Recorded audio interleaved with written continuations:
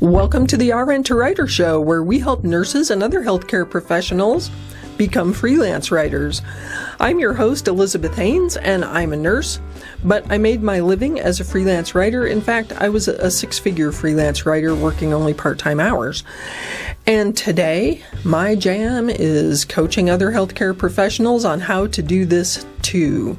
Before I dive in, please know that any resources I may mention, you can find them listed in the description box on YouTube or in the show notes on Spotify and Apple Podcasts. And hey, don't forget to subscribe.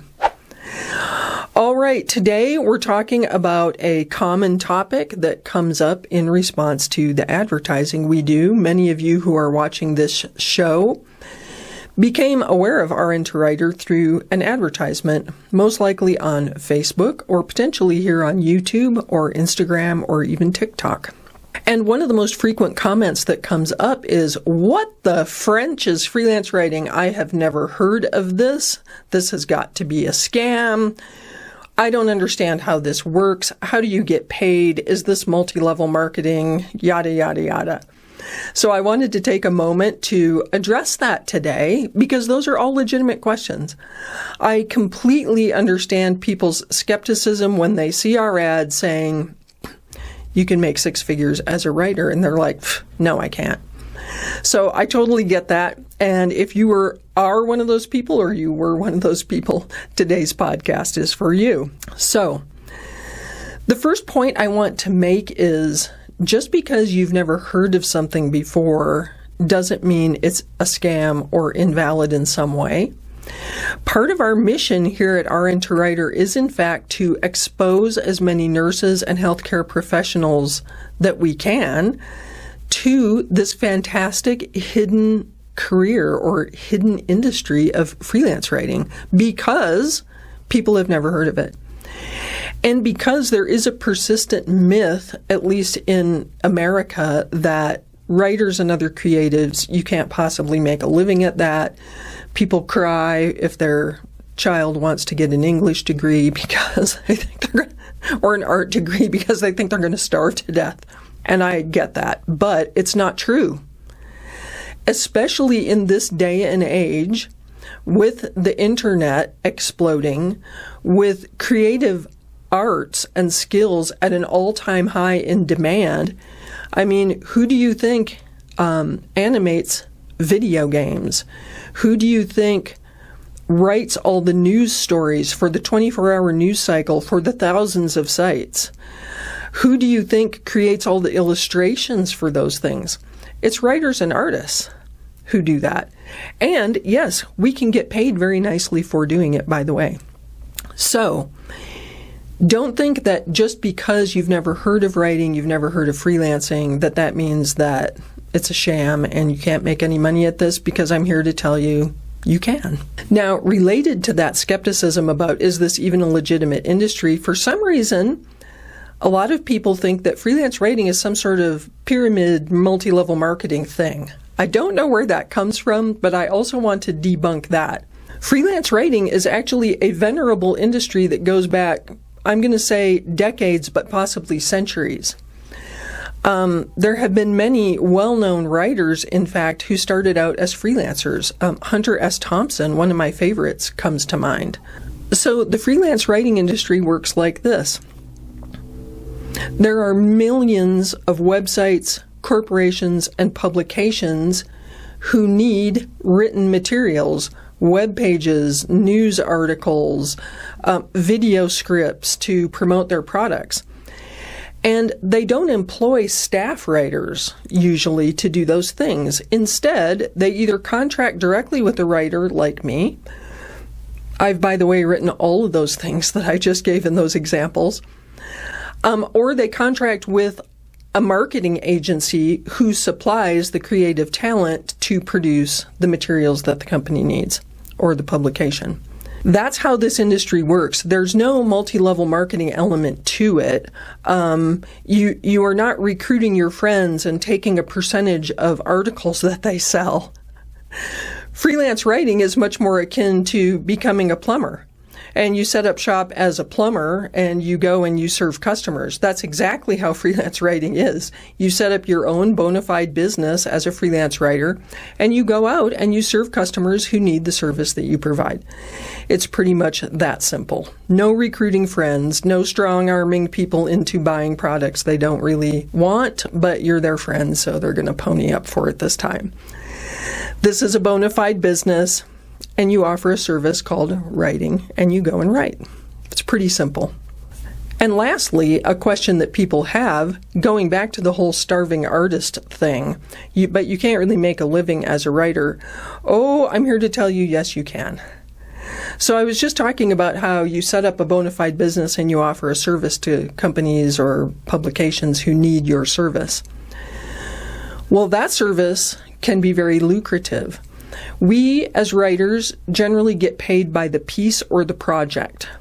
With journalistic outlets, we sometimes get paid by the word.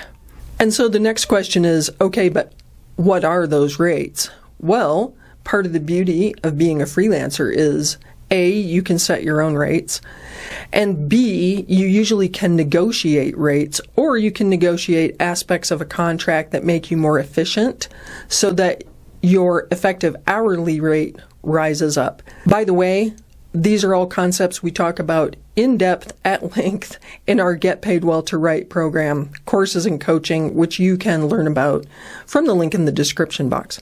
So, I'm not trying to be evasive on the pay issue. I'm going to throw some numbers out at you right now. Health articles for a major outlet, a major national magazine, for example, that you would find on the newsstand. You can make as much as, I'm going to say, $1 per word. So if you write a 1,000-word article, there's $1,000 in your pocket. And by the way, 1,000 words is not a lot. 1,000 words is not a very long article. Now, on the corporate side, when I was talking about writing web pages or scripts for videos for companies who want to, I don't know, let's say they want to make a video about how to use a medical device for nurses. You may have watched some of those in your time. We just got these new IV pumps. Watch this video for how to program them. Well, somebody wrote the script for that. And it likely was not someone inside the company. It was probably a contracted writer like me or you. So anyway, those type of projects often are billed either by the piece. So let's say a web page for a health system. Say they're starting up a new service line of bariatrics. You might get paid $500 to $1,000 to write a brief web page for them that patients can see about what bariatric surgery is and how they offer it at their health system. A video script like the one I was talking about, again, that might pay $1,000 or $2,000, for example, by the piece. Now, I'll tell you this, honestly, the way to having a super lucrative career, a six-figure career like I had as a freelancer, lies in a concept called project retainers. This is where a client pays you a flat monthly rate for a suite of deliverables that you give them every month. The biggest monthly retainer client I ever had netted me about $52,000 a year. So essentially I billed them $4,300 a month, just that one client. And I produced for them something like, I'm working from memory right now, I think it was 8 blog posts a month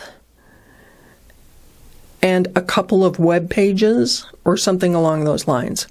So 8 or 10 deliverables a month for $4,300 in billings. I did that very efficiently, made about effectively $400 an hour on that.